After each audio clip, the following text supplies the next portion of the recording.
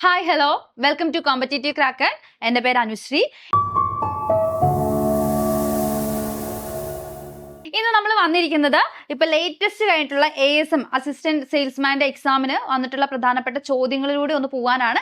അതും SCRT പുതിയ SCRT ചാപ്റ്ററുകളിൽ നിന്ന് ചോദ്യങ്ങൾ വന്നിട്ടുണ്ട്. അപ്പൊ നമുക്ക് ആ SCRT ചാപ്റ്റർ ബേസ് ചെയ്തിട്ട് വന്നിരിക്കുന്ന ക്വസ്റ്റ്യൻസ് ഏതൊക്കെയാണെന്നൊന്ന് നോക്കാം. അതിനുശേഷം പുതിയ ഏതൊക്കെ SCRT ടെക്സ്റ്റ് ബുക്കുകളാണ് പുതുതായിട്ട് നമുക്ക് പഠിക്കേണ്ടതായിട്ടുള്ളത്, ഏതൊക്കെ ചാപ്റ്റേഴ്സ് ആണ് പഠിക്കേണ്ടതായിട്ടുള്ളതിന്റെ ഒരു ലിസ്റ്റും കൂടി നമുക്ക് കാണാം. അപ്പൊ നമുക്ക് ഇതിപ്പോ വന്നിരിക്കുന്ന ഒരു ചോദ്യമാണ്. നോക്കിക്കേ, നഷ്ടപരമായ നശീകരണം എന്ന ആശയം ആവിഷ്കരിച്ചത് ഇവരിൽ ആരാണ്? പലർക്കും ഈ ഒരു ചോദ്യം കണ്ടപ്പോൾ വണ്ടടിച്ചു പോയിരുന്ന ചോദ്യമാണ് അല്ലെ. നഷ്ടപരമായ നശീകരണം, ക്രിയേറ്റീവ് ഡിസ്ട്രക്ഷൻ ആണ് ഈ ഒരു നഷ്ടപരമായ നശീകരണം എന്ന വാക്കുകൊണ്ട് ഉദ്ദേശിക്കുന്നത്. ഇത് ഈ ഒരു ആശയം ആവിഷ്കരിച്ചത് ആര് എന്നുള്ളതായിരുന്നു ക്വസ്റ്റ്യൻ. ഇതിന്റെ ആൻസർ ഓപ്ഷൻ A ആണ്. J.A. ഷുംപീറ്റർ എന്നുള്ളതാണ് ഇതിന്റെ ആൻസർ ആയിട്ട് വരുന്നത്. അപ്പം ഈ ഒരു ചോദ്യം വന്നിരിക്കുന്നത് നമ്മുടെ പുതിയ 8ാം ക്ലാസ്സിലെ ടെക്സ്റ്റ് ബുക്ക്, പുതിയ SCRT ടെക്സ്റ്റ് ബുക്ക് ആയിട്ടുള്ള അടിസ്ഥാന സാമ്പത്തിക പ്രശ്നങ്ങളും സമ്പദ് വ്യവസ്ഥയും എന്ന ചാപ്റ്ററിൽ നിന്നാണ് ഈ ഒരു ചോദ്യം വന്നിരിക്കുന്നത്. അതിൽ കൃത്യമായിട്ടും ഈ ഒരു ഇക്കണോമിക്സിന്റെ J.A. ഷുംപീറ്ററുടെ ബുക്ക് ഇതാണ്, ആശയമാണ് നഷ്ടപരമായ നശീകരണം എന്ന് കൃത്യമായിട്ടും പറഞ്ഞിട്ടുണ്ട്. അപ്പൊ പുതിയൊരു SCRT ചാപ്റ്ററിൽ നിന്ന് വന്നിട്ടുള്ള ഒരു ക്വസ്റ്റ്യൻ ആണ് ഈ ഒരു നഷ്ടപരമായ നശീകരണം എന്ന ആശയം എന്ന ക്വസ്റ്റ്യൻ. അടുത്തൊരു ക്വസ്റ്റ്യൻ നോക്കാം. ഇന്ത്യൻ ഉപഭൂഖണ്ഡത്തിൽ ഉൾപ്പെടാത്ത രാജ്യം ഏത് എന്നുള്ള ഒരു ക്വസ്റ്റ്യൻ ആയിരുന്നു. ഇതിന്റെ ആൻസർ വരുന്നത്, അതായത് ഇതിൽ ഉൾപ്പെടാത്തത് അഫ്ഗാനിസ്ഥാൻ ആണ്. അപ്പൊ ഇതിന്റെ ആൻസർ വരുന്നത് ഓപ്ഷൻ B ആണ്. 3 മാത്രം ശരി എന്നുള്ളതാണ് ഇതിൽ ആൻസർ ആയിട്ട് വരുന്നത്. ഈ ഒരു ചോദ്യം വന്നിരിക്കുന്നത് നമ്മുടെ പുതിയ സോഷ്യൽ സയൻസിലെ, അതായത് 7ാം ക്ലാസ്സിലെ സോഷ്യൽ സയൻസിലെ ഇന്ത്യൻ ഉപഭൂഖണ്ഡം എന്ന ചാപ്റ്ററിൽ നിന്നാണ് ഈ ഒരു ചോദ്യം വന്നിരിക്കുന്നത്. അപ്പൊ ഇന്ത്യൻ ഉപഭൂഖണ്ഡത്തെ പറ്റി പഠിക്കാൻ ഒരു ചാപ്റ്റർ ഉണ്ടായിരുന്നു. അപ്പൊ ആ ചാപ്റ്റർ ബേസ് ചെയ്തുകൊണ്ട് വന്നിട്ടുള്ള ഒരു ക്വസ്റ്റ്യൻ ആണ് ഈ ഒരു ക്വസ്റ്റ്യൻ എന്ന് പറയുന്നത്. നമുക്ക് അടുത്തൊരു ചോദ്യം നോക്കാം. അടുത്ത ചോദ്യം നോക്കിക്കേ, പഞ്ചാബ് ഹരിയാന സമതലത്തിന്റെ രൂപീകരണത്തിന് കാരണമാകുന്ന നദി ഏത് എന്നുള്ളതായിരുന്നു ക്വസ്റ്റ്യൻ. ഇവിടെ 4 ഓപ്ഷൻസ് തന്നതിൽ ഇതിന്റെ ആൻസർ ഓപ്ഷൻ D സിന്ധു നദിയാണ്. അപ്പം ഈ ഒരു ചോദ്യം വന്നിരിക്കുന്നത് നമ്മുടെ 9ാം ക്ലാസ്സിലെ സോഷ്യൽ സയൻസ് ടെക്സ്റ്റ് ബുക്കിലെ വിശാല സമതല ഭൂവിൽ എന്നുള്ള ചാപ്റ്ററിൽ നിന്നാണ് ഈ ഒരു ചോദ്യത്തിന്റെ ഉറവിടം. അപ്പൊ ഈ ഒരു ചോദ്യത്തിന്റെ സോഴ്സ് എന്ന് പറയുന്നത് സോഷ്യൽ സയൻസ് 9th സോഷ്യൽ സയൻസിലെ വിശാല സമതല ഭൂവിൽ ഉള്ള ഭാഗത്തു നിന്നാണ് ഈ ഒരു ക്വസ്റ്റ്യൻ വന്നിരിക്കുന്നത്. നമുക്ക് അടുത്തൊരു ചോദ്യം നോക്കാം. അടുത്ത ചോദ്യം നോക്കിക്കേ, കേരളത്തിൽ സർക്കാർ നടപ്പാക്കുന്ന വേതന തൊഴിൽ പദ്ധതി ഏത് എന്നുള്ളതായിരുന്നു ചോദ്യം. ഇതിന്റെ ആൻസർ ഓപ്ഷൻ D ജീവനമാണ്. അപ്പം ഈ ഒരു ചോദ്യം, അതായത് പ്രധാനപ്പെട്ട സർക്കാർ പദ്ധതികളുമായി ബന്ധപ്പെട്ടിട്ട് ഇഷ്ടംപോലെ ചോദ്യങ്ങൾ PSC ചോദിച്ചു വരുന്നുണ്ട്. അപ്പൊ ഈ ഒരു ചോദ്യം വന്നിരിക്കുന്നതും ഒരു സ്പെസിഫിക് ചാപ്റ്ററിൽ നിന്ന് തന്നെയാണ്. നമ്മുടെ പുതിയ SCRT ടെക്സ്റ്റ് ബുക്കിലെ 7ാം ക്ലാസ്സിലെ സോഷ്യൽ സയൻസ് ടെക്സ്റ്റ് ബുക്കിലെ പുതിയ ടെക്സ്റ്റ് ബുക്കാണ്. പുതിയ ടെക്സ്റ്റ് ബുക്കിലെ ഭക്ഷ്യോൽപാദനം മുതൽ ഭക്ഷ്യ സുരക്ഷ വരെ എന്നുള്ള ചാപ്റ്ററിൽ നിന്നാണ് ഈ ഒരു ചോദ്യം വന്നിരിക്കുന്നത്. ഓക്കെ, അപ്പൊ ഈ ഒരു ചോദ്യത്തിന്റെ സോഴ്സ് എന്ന് പറയുന്നത് അവിടെയാണ് കിടക്കുന്നത്. അപ്പം അടുത്തൊരു ചോദ്യം നോക്കിക്കേ, ഇക്കണോമിക്സിന്റെ ഭാഗത്തു നിന്ന് വന്നിട്ടുള്ള ചോദ്യമാണ്. ഇക്കണോമിക്സിലെ 8ാം ക്ലാസ്സിലെ ഒരു എക്കണോമിക്സിലെ ചാപ്റ്റർ ആയിട്ടുള്ള അടിസ്ഥാന സാമ്പത്തിക പ്രശ്നങ്ങൾ എന്ന ചാപ്റ്ററിൽ നിന്നാണ് ഈ ഒരു ചോദ്യം വന്നിരിക്കുന്നത്. നമ്മുടെ സെൻട്രൽ പ്രോബ്ലംസ് ഓഫ് ആൻ എക്കോണമിയിലെ സെൻട്രൽ പ്രോബ്ലംസുമായി ബന്ധപ്പെട്ടിട്ടൊരു ക്വസ്റ്റ്യൻ ആയിരുന്നു. സാധനങ്ങളുടെയും സേവനങ്ങളുടെയും ഉൽപാദന പ്രക്രിയയിൽ ഒരു രാജ്യം അഭിമുഖീകരിക്കുന്ന അടിസ്ഥാന സാമ്പത്തിക പ്രശ്നങ്ങളിൽ സാങ്കേതിക വിദ്യയുടെ തെരഞ്ഞെടുപ്പിനെ കുറിച്ച് പ്രതിപാദിക്കുന്നത് ചുവടെ തന്നിരിക്കുന്ന ഏത് ചോദ്യത്തിലാണ് എന്നുള്ളതായിരുന്നു ചോദ്യം വന്നിരിക്കുന്നത്.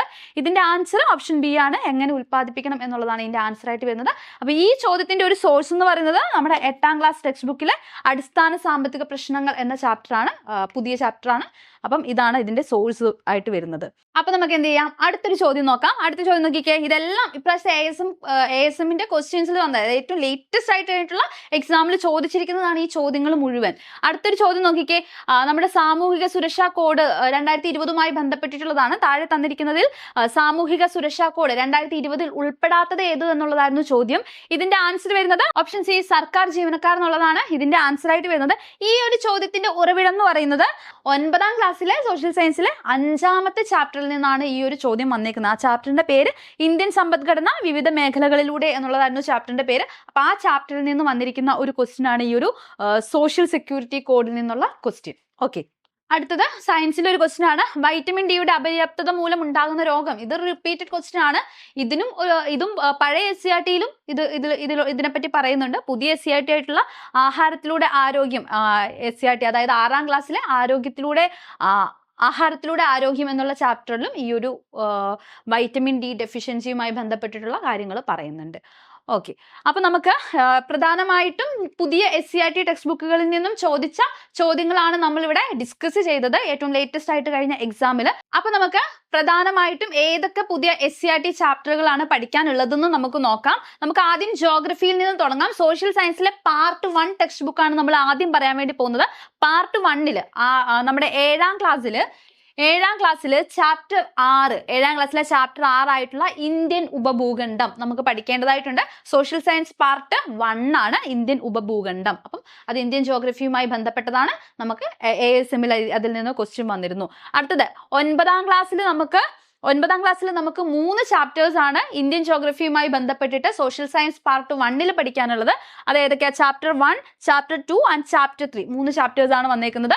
ഒന്ന് ലോകത്തിന്റെ നെറുകയിൽ എന്നുള്ളതും, അതുപോലെ തന്നെ വിശാല സമതല ഭൂവിൽ, പിന്നെ ഭൗമ ചരിത്രമുറങ്ങുന്ന പീഠഭൂമി. ഇങ്ങനെ 9ാം ക്ലാസ്സിൽ 3 ചാപ്റ്റേഴ്സ് ആണ് വരുന്നത് സോഷ്യൽ സയൻസ് 1 ഇന്ത്യൻ ജോഗ്രഫിയുമായി ബന്ധപ്പെട്ടിട്ട് നമുക്ക് പഠിക്കാൻ.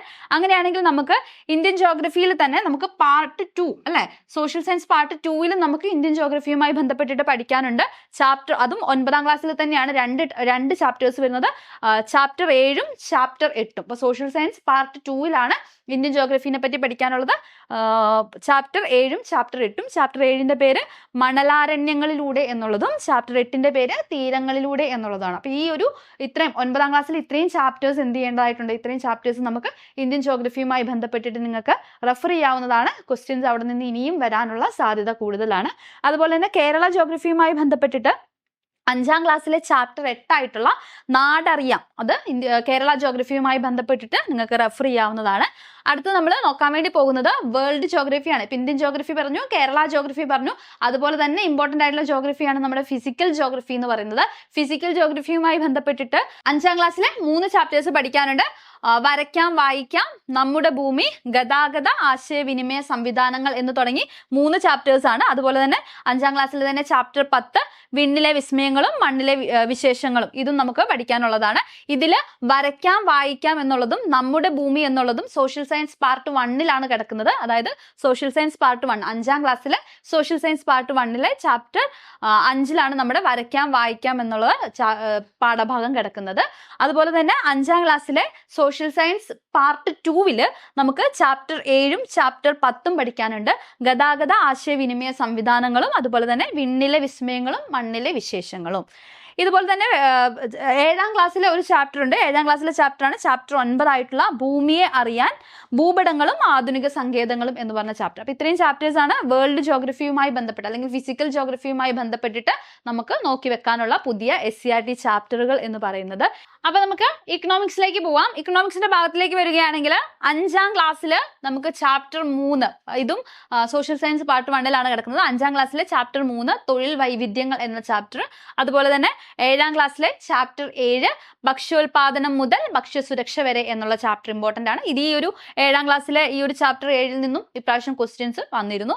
അതുപോലെ തന്നെ 9ാം ക്ലാസ്സിലെ ചാപ്റ്റർ 4 മാനവ വിഭവ ശേഷി രാഷ്ട്ര പുരോഗതിക്കായി എന്നുള്ള ചാപ്റ്റർ പഠിക്കാനുണ്ട്. ഇതും ഇക്കണോമിക്സിന് വേണ്ടി റെഫർ ചെയ്യാവുന്നതാണ്.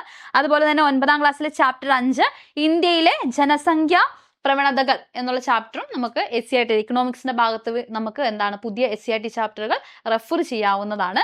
അടുത്ത ചാപ്റ്റേഴ്സ് നോക്കാം. അടുത്തത് കേരള ഹിസ്റ്ററിയുമായി ബന്ധപ്പെട്ടിട്ട് കേരള ഹിസ്റ്ററി പഠിക്കാൻ വേണ്ടിയിട്ട് നമുക്ക് പറയാൻ പറ്റുന്ന ചാപ്റ്റേഴ്സ്, പുതിയ ചാപ്റ്റേഴ്സ് എന്ന് പറയുന്നത് 7ാം ക്ലാസ്സിലെ ചാപ്റ്റർ 4 ആയിട്ടുള്ള അനീതിയിൽ നിന്ന് നീതിയിലേക്ക് എന്നുള്ള ചാപ്റ്റർ.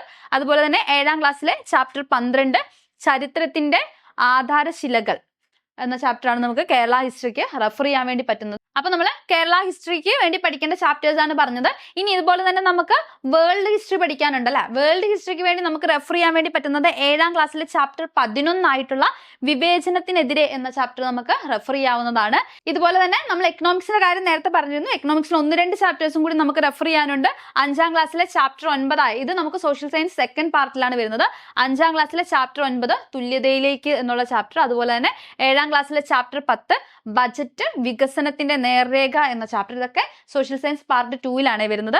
അതുപോലെ തന്നെ 9ാം ക്ലാസ്സിലെ ചാപ്റ്റർ 5 ഇന്ത്യൻ സമ്പദ്ഘടന വിവിധ മേഖലകളിലൂടെ. പിന്നെ 9ാം ക്ലാസ്സിൽ തന്നെ ചാപ്റ്റർ 6 വിലയും വിപണിയും. അപ്പം 9ാം ക്ലാസ്സിലെ സോഷ്യൽ സയൻസ് സെക്കൻഡ് പാർട്ടിൽ 5ാമത്തെ ചാപ്റ്ററും 6ാമത്തെ ചാപ്റ്ററും എക്കണോമിക്സിൻ്റെതാണ്. അപ്പം അത് എക്കണോമിക്സിന്റെ ഭാഗത്ത് കൃത്യമായിട്ടും ഈ ഒരു പുതിയ SCERT ചാപ്റ്ററുകൾ, ഈ ഒരു ബജറ്റുമായി ബന്ധപ്പെട്ട ചാപ്റ്ററൊക്കെ നിങ്ങൾ കൃത്യമായിട്ടും ഒന്ന് പഠിച്ചു പോകുക. അവിടെ നിന്നൊക്കെ ക്വസ്റ്റ്യൻസ് വരാൻ സാധ്യത വളരെ കൂടുതലാണ്. ഇനി കോൺസ്റ്റിറ്റ്യൂഷന്റെ ഭാഗം നോക്കാം. കോൺസ്റ്റിറ്റ്യൂഷൻ പഠിക്കാൻ വേണ്ടി അല്ലെങ്കിൽ ഭരണഘടനയുടെ ഭാഗം പഠിക്കാൻ വേണ്ടിയിട്ട് പുതിയ SCERT ചാപ്റ്ററുകൾ എന്ന് പറയുന്നത് 5ാം ക്ലാസ്സിലെ ചാപ്റ്റർ 6 ജനങ്ങൾ ജനങ്ങളാൽ എന്ന ചാപ്റ്റർ, അതുപോലെ 7ാം ക്ലാസ്സിലെ ചാപ്റ്റർ 3 ഭരണഘടന വഴിയും വഴികാട്ടിയും, അതേപോലെ 9ാം ക്ലാസ്സിലെ ചാപ്റ്റർ 4 ഇന്ത്യൻ ഭരണഘടനയിലെ അധികാര വിന്യാസം. ഇത്രയും ചാപ്റ്റേഴ്സ് ആണ് നമുക്ക് സോഷ്യൽ സയൻസ് പാർട്ട് 1 കോൺസ്റ്റിറ്റ്യൂഷനിൽ പഠിക്കാൻ വേണ്ടിയിട്ടുള്ളത്. കോൺസ്റ്റിറ്റ്യൂഷനിൽ തന്നെ അടുത്തതായിട്ട് പഠിക്കാനുള്ളത് 5ാം ക്ലാസ്സിലെ ചാപ്റ്റർ 11 നിയമവും സമൂഹവും, അതുപോലെ 7ാം ക്ലാസ്സിലെ ചാപ്റ്റർ 8 അധികാരം ജനങ്ങൾക്ക്, 9ാം ക്ലാസ്സിലെ ചാപ്റ്റർ 7 ജനാധിപത്യത്തിന്റെ വ്യാപനം സ്ഥാപനങ്ങളിലൂടെ, 9ാം ക്ലാസ്സിൽ തന്നെ ചാപ്റ്റർ 8 ലിംഗവിവേചനം ഇല്ലാത്ത സമൂഹത്തിലേക്ക്. ഇത്രയും ചാപ്റ്റേഴ്സ് ആണ് നമുക്ക് സോഷ്യൽ സയൻസ് കാറ്റഗറിയിൽ നമുക്ക് പ്രധാനമായിട്ടും പഠിക്കാനുള്ളത്. അപ്പൊ ഈ ഒരു ASMന്റെ ക്വസ്റ്റ്യൻ പേപ്പർ അനലൈസ് ചെയ്തപ്പോൾ നിങ്ങൾക്ക് പുതിയ ടെക്സ്റ്റ് ബുക്ക് പഠിക്കേണ്ടതിന്റെ ഇമ്പോർട്ടൻസ് എന്താണെന്ന് മനസ്സിലായിട്ടുണ്ടാവും. അപ്പം ഒരുപാട്, അതായത് പ്രധാനമായിട്ടും നമുക്ക് കൺഫ്യൂഷൻ ഉണ്ടാക്കിയ ആ ഒരു ക്വസ്റ്റ്യൻസ് ഒക്കെ വന്നിരിക്കുന്നത് പുതിയ SCERT ടെക്സ്റ്റ് ബുക്കുകളിൽ നിന്ന് തന്നെയാണ്. അപ്പം SCERT ടെക്സ്റ്റ് ബുക്കുകൾ പുതിയതും പഴയതും പഠിക്കേണ്ടത് വളരെ അനിവാര്യമായിട്ട് നിൽക്കുകയാണ്. അപ്പം നിങ്ങൾ കൃത്യമായിട്ടും ഈ ചാപ്റ്റേഴ്സ് ഒക്കെ എന്ത് ചെയ്യുക, ഒന്ന് എഴുതി വെച്ചിട്ട് കൃത്യമായിട്ടും ആ ഒരു പോർഷൻ പഠിക്കുമ്പോൾ അതൊന്ന് റെഫർ ചെയ്യാൻ വേണ്ടിയിട്ട് ശ്രമിക്കുക. അതിൽ ടേബിൾസും കാര്യങ്ങളെല്ലാം കൃത്യമായിട്ട് പഠിക്കുന്നുണ്ടെന്ന് നിങ്ങൾ ഉറപ്പുവരുത്തുക. അപ്പൊ ഇത്തരത്തില് കൃത്യമായിട്ട് SCERT ടെക്സ്റ്റ് ബുക്കുകൾ അനലൈസ് ചെയ്തിട്ടും അതുപോലെ തന്നെ സ്റ്റാൻഡേർഡ് ബുക്കുകൾ അനലൈസ് ചെയ്തിട്ടൊക്കെയുള്ള ഒരു പ്രോപ്പർ സ്റ്റഡി ഇനിയുള്ള പരീക്ഷകളിൽ നമുക്ക് ആവശ്യമാണ്. അപ്പൊ ഇത്തരത്തിൽ നിങ്ങളെ ഹെൽപ്പ് ചെയ്യാൻ വേണ്ടിയിട്ട് SCERT ടെക്സ്റ്റ് ബുക്കുകളാണെങ്കിലും അല്ലാത്ത സ്റ്റാൻഡേർഡ് ടെക്സ്റ്റ് ബുക്കുകളാണെങ്കിലും ഒക്കെ വെച്ചിട്ട് നിങ്ങൾക്ക് കൃത്യമായിട്ടുള്ള ക്ലാസ്സുകൾ CC പ്രൊവൈഡ് ചെയ്ത് തരുന്നതാണ്. അപ്പൊ നിങ്ങൾക്ക് വേണ്ടിയിട്ട് CC ഒരു foundation batch 10th 12th level സ്റ്റുഡൻസിന് വേണ്ടിയിട്ട്, ഉദ്യോഗാർത്ഥികൾക്ക് വേണ്ടിയിട്ട് CC ഒരു ഫൗണ്ടേഷൻ ബാച്ച് ആരംഭിച്ചിട്ടുണ്ട്. അപ്പൊ ഈ ഒരു ബാച്ചിന്റെ ഭാഗമാകാൻ വേണ്ടിയിട്ട് നിങ്ങൾ ആരെങ്കിലും ആഗ്രഹിക്കുന്നുണ്ടെങ്കിൽ നിങ്ങൾക്ക് താഴെ കാണുന്ന നമ്പറിൽ കോൺടാക്ട് ചെയ്യാവുന്നതാണ്. അപ്പം ഇതുപോലുള്ള യൂസ്ഫുൾ വീഡിയോസ് ആയിട്ട് നമുക്ക് വീണ്ടും കാണാം. താങ്ക്